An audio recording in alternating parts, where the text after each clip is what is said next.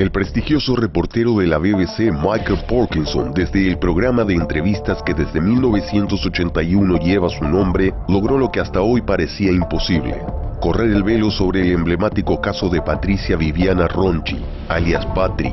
¿Y quién mejor que él para desentrañar esta incógnita de la mano de una de las personas más afectadas en toda esta historia?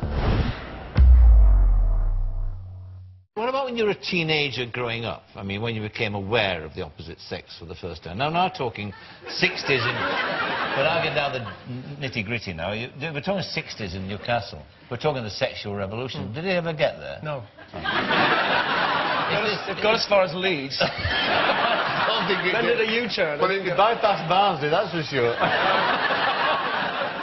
Well, I went to a boys' school. Yeah, too. And I never saw a girl till I was like 16. Bang. I mean, didn't mean bang, no. Wow. Wow. Where were these creatures to be seen? Well, I used to go to the local hop, you know, and stand around and work up the courage to ask somebody to dance. And, you know, you'd never speak. You just say, you know, you say, can I dance? And then you dance, and she'd ignore you. Just be looking at the ceiling, you know. I say, thanks, at the end of it. That was it. But it didn't put you off? Oh, no. I've always been fascinated by women. They're such amazing... Well, I think they're superior creatures in every sense. I really do. No, I'm not just saying that. No, I mean that. I think women are superior. Mentally, psychologically, certainly physically.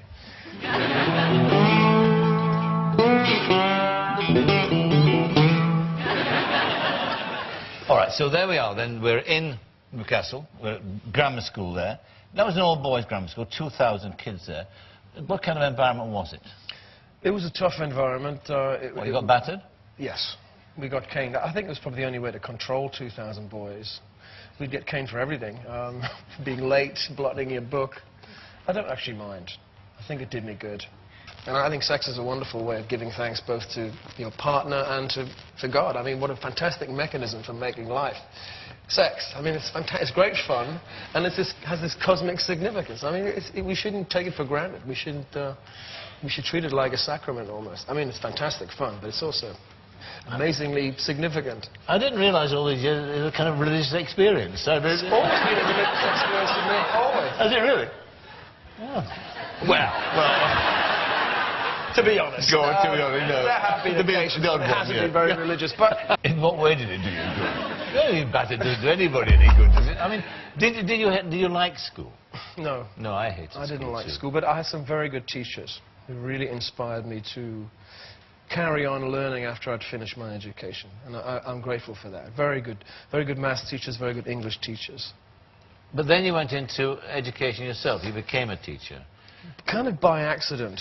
You know, I got A-levels and I ended up in teachers training college, and I had no intention of teaching. But did you enjoy it? Yes, I did. I did enjoy it eventually. I thought it was a good apprenticeship for a performer. You know, you get up in front of people and you pretend you know something. Yes, and fairly hostile audience at times too, I imagine. Pretty hostile. But you have no, I mean, but you were there in a kind of holding pattern, basically, waiting for something to happen. And then you were married also, of course, and you had a small child at this time. And then you made this extraordinary decision. It looks so when you look at your life story. It's a risk, and I know that risk runs through your life. It's a word that you like and like discussing. But the risk was that you decided in this situation, a wife and a young child, to actually go to London and just take up music. There's nothing to go to. You just had this vague notion, if I'm right, if I read it right, that music was in London. You had to go there. There was no guarantee that I would make it, but I had this idea that I would try it. If I hadn't tried it, then I would have been very disappointed in myself. I think the clincher was going to the headmistress and saying, I'm leaving, and she said, but you lose your pension. I said, well, I'm going. I'm going anyway. And what were you looking for at this time, though? I mean, what were you hanging about for? What was behind it all? Well, I mean, one of the irons I had in my fire was I met this American drummer called Stuart Copeland, who'd seen me up in Newcastle with a band I was in, and said, look, if you ever come down, here's my number, give me a call. That was the only number I had, actually. So I called him and I said, I'm in town. He said, where are you? I said, I'm actually in your street. He was in a squat in Green Street in Mayfair on the top floor, which was owned by Michael Winner, I think. And, probably still is. And I went up there and we formed the Police. Now is the start, of course, of the career that we're celebrating here today. One of the songs that you wrote for Police is a song called Roxanne. Mm-hmm. What's the history of that? Because there have been many interpretations put upon it by people. What is the real story? The song is about a prostitute, and I was kind of fascinated, as you would be, and kind of making stories up. You know, what would it be like to have a relationship with one of these girls, and how would it feel? How would you feel? And I've always been interested in three-dimensional love songs. I mean, you know, I Love You and You Love Me is pretty bland, San, and it's the song that paved the way for a career, and I'm very grateful to her. Although she doesn't really exist. It's been fascinating talking to you about your career. You said you've got a long time ahead of you. I mean, you look so young. You look very, very young. You don't look 50. Can I ask you about this tantric movement? No. It's just that, I mean, it's not about the... Didn't Billy Colony, didn't we demonstrate it for you the last time? No, it's not tantric sex. Oh, okay. I'm interested. Well, I am, but I mean, it's a way of life, isn't it? Is it a philosophy? I mean, I'm not an expert in tantric yoga at all, but what I know of it and what I appreciate about it is that everything we do, eating, walking, breathing, having sex, is an opportunity to give thanks for the miracle of life that we have. But it's a lifestyle that you've pursued, generally speaking. And yeah, I do yoga every day. I do these movements and all this breathing, and people do say, you look very young. I say, well, no, I'm 50, and I'm proud to be 50, but this is how I look.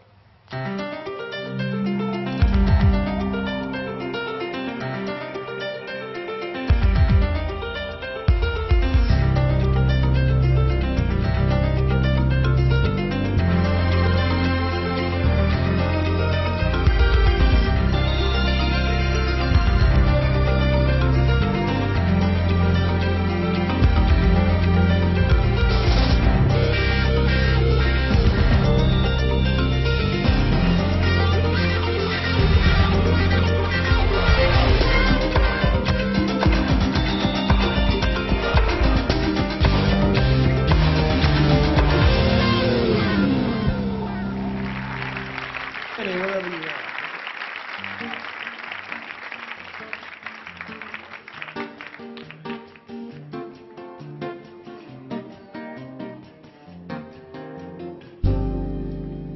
Happy birthday to you!